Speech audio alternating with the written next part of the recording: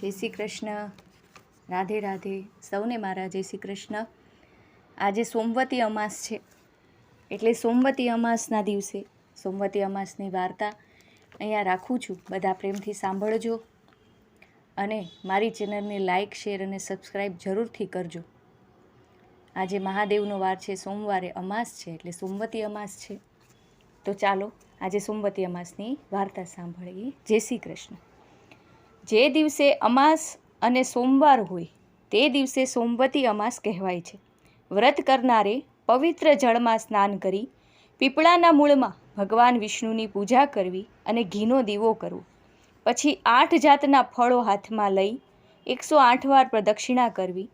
108 ફેરા ફર્યા પછી તે ફળો ભગવાનને અર્પણ કરવા અને બ્રાહ્મણોને અથવા બાળકોને વેચી દેવા. કેટલેક ઠેકાણે સૂતર વીંટીને પણ પ્રદક્ષિણા કરાય છે, એટલે પહેલાં સૂતર વીંટીને 8 પ્રદક્ષિણા કરી લેવાય અને એ પછી કોઈ બી વસ્તુ, શિંગદાણા, સાકર કાંઈ બી હાથમાં રાખીને બાકીની 100 પ્રદક્ષિણા પૂરી કરાય અને એ પ્રસાદ બાળકોમાં, બ્રાહ્મણોમાં વેચી દેવામાં આવે છે. આ સોમવતી અમાસની વિધિ. હવે વાર્તા વાંચીએ. કાંચીનગરમાં દેવસ્વામી નામનો એક બ્રાહ્મણ રહેતો હતો. તેની પત્નીનું નામ ધનવતી હતું. તેને 7 છોકરા અને 1 છોકરી હતી. છોકરીનું નામ ગુણવતી હતું. ગુણવતી ગુણનો ભંડાર હતી. તેના મંગલાચરણથી ઘરના બધા પ્રસન્ન રહેતા. 7 ભાભીઓ તેના ઉપર ઘણું હેત રાખતી. એક દિવસ એક બ્રાહ્મણ તેમના ઘરે ભિક્ષા લેવા આવ્યો. 7 વહુઓએ બ્રાહ્મણને ભિક્ષા આપી છે. બ્રાહ્મણે સૌને અખંડ સૌભાગ્યવતી થાવ એવો આશીર્વાદ આપ્યો. ગુણવંતી પણ ભિક્ષા લઈને આવી છે. એણે બ્રાહ્મણને ભિક્ષા આપી. બ્રાહ્મણ ગુણવતીને જોઈ જ રહ્યો. થોડી વારે તેને ગુણવતીને બહેન ધર્મવતી થા એવો આશીર્વાદ આપ્યો. ગુણવતી તેની બા પાસે ગઈ અને કહ્યું કે બા, મહારાજે સૌને અખંડ સૌભાગ્યવતી થાવ એવો આશીર્વાદ આપ્યો અને મને ધર્મવતી થા એવું કહ્યું, એમ કેમ?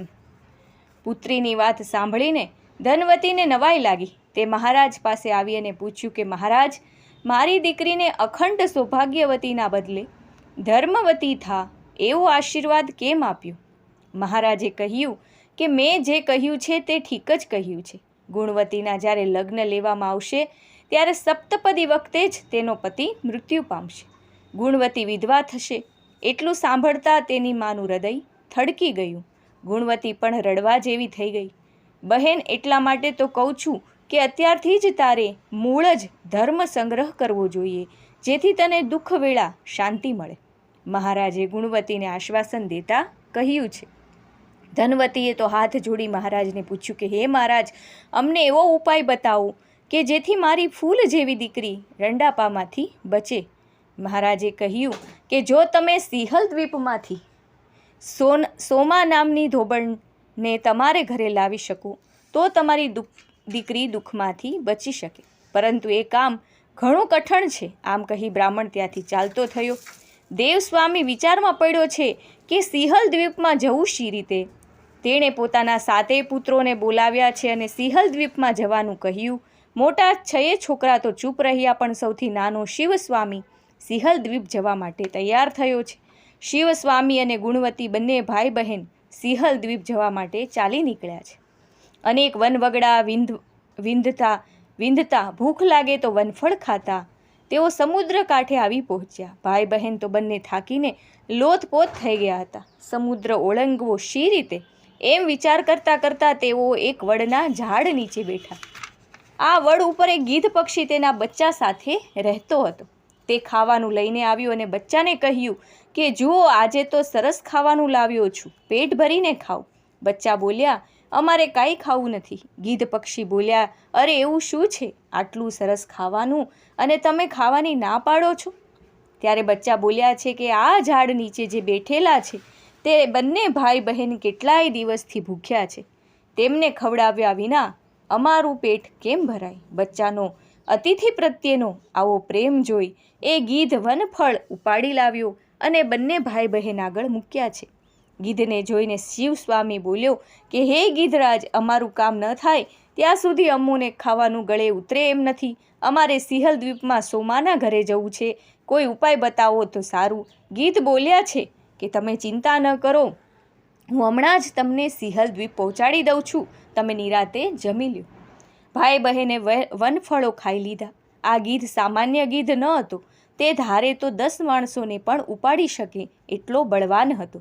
તેણે પોતાની પીઠ ઉપર ભાઈ બહેનને બેસાડી દીધા અને આકાશ માર્ગે ઉપડ્યો છે. ગીધ ઘડીક વારમાં ઉછળતા સાગરના પેલે પાર પહોંચી ગયો અને સોમાના ઘર આગળ બંનેને ઉતારી દીધા.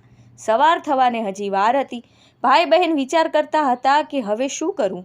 ગુણવતીએ કહ્યું કે ભાઈ, આપણે સોમાની કંઈક સેવા ચાકરી કરીએ તો સોમા રાજી થાય. આમ વિચારી તેમણે સોમાના ઘર આગળથી કચરો કાઢવા માંડ્યો.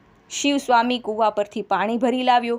ગુણવતીએ સોમાનું આંગણું લીપી ગુપીને સ્વચ્છ કર્યું અને સૂર્ય ઉગે તે પહેલાં તેઓ દૂર જઈને બેઠા. સવાર પડ્યું. સોમા તો આળસ મરડીને ઊભી થઈ છે. ઘરની બહાર આંગણામાં આવીને જોયું છે તો તેના આશ્ચર્યનો પાર નથી રહ્યો. તેને થયું કે મારું આંગણું કોણે લીપ્યું? તે વિચારમાં પડી પણ કાંઈ સમજણ પડી નહીં. ભાઈ બહેન તો નિત્ય સોમાનું આંગણું લીપવા લાગ્યા છે. સોમા સવારે ઉઠે તો નવાઈ પામે. આજે તો તે રાત્રે જાગતી બેઠી છે. રાતનો છેલ્લો પહોર થયો ત્યાં તો 2 જણાને આંગણું લીપતા જોયા. સોમા દોડી આવી અને પૂછ્યું કે ભાઈ, તમે કોણ છો? મારું આંગણું તમે શા માટે લીપો છો? શિવ સ્વામી બોલ્યો કે હું બ્રાહ્મણનો દીકરો છું. આ મારી બહેન છે. અમે તમને તેડવા આવ્યા છીએ. અમે તમારી સેવા ચાકરી કરીને તમને રાજી કરવા માગીએ છીએ. સોમા ધોબણ તો ચિંતામાં પડી ગઈ. બ્રાહ્મણના બાળકો મારું ઘર લીપે? તે બોલી ઉઠી કે ભાઈ, તમે તો મારા અતિથિ છો. મારે તમારી સેવા કરવી જોઈએ. વળી તમે તો બ્રાહ્મણ છો એટલે જો હું તમારી પાસે કામ કરાવું તો પાપમાં પડું. તમારે જે કામ હોય તે કહો, હું આનંદથી કરીશ. શિવ સ્વામીએ પોતાની બહેનની બધી વાત કહી અને ગમે તે રીતે ગુણવતીના લગ્ન સમયે તેમને ઉપસ્થિત રહેવા આગ્રહ કર્યો. સોમાએ પોતાના દીકરાની વહુઓને કહ્યું કે હું જાઉં છું, પણ આપણા ઘરે કોઈ મરી જાય તો હું આવું ત્યાં સુધી એ સૌને સાચવી રાખજો. આમ કહી સોમા પોતાના વ્રતના પ્રભાવે શિવ સ્વામી અને ગુણવતીને લઈ આકાશ માર્ગે ઉડી. ઘણી વારમાં બધા કાંચીનગરમાં આવી ગયા. સોમાને પોતાને ત્યાં આવેલી જોઈ ગુણવતીના માતા પિતાના આનંદનો પાર ન રહ્યો. તેમણે ઉજ્જૈનમાં રુદ્ર શર્મા નામના એક ગુણવાન છોકરા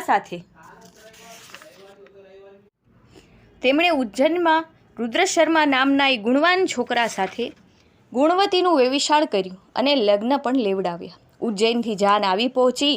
લોકો જાત જાતની અટકળો કરવા લાગ્યા. ચોરીમાં મંગળ ફેરા ફેરવવા માંડ્યા. ત્યાં તો રુદ્ર શર્મા બેભાન થઈને પડી ગયો.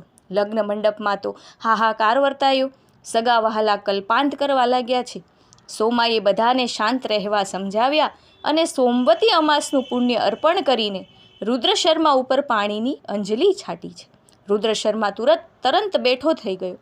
સૌના આનંદનો પાર ન રહ્યો. ગુણવતી સોમાના પગે પડી ગઈ. સોમાએ તેને પ્રેમથી પોતાની છાતી સરસી ચાપી દીધી. સૌની વિદાય લઈને સોમા ત્યાંથી ચાલી નીકળી. તે સિંહલ દ્વીપમાં આવી ગઈ.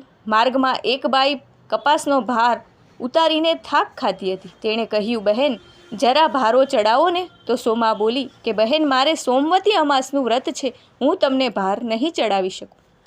આગળ જતાં એક બાઈ મૂળાનો ટોપલો લઈને બેઠેલી. તેણે સોમાને કહ્યું, બહેન, મને આ ટોપલો ચડાવો ને.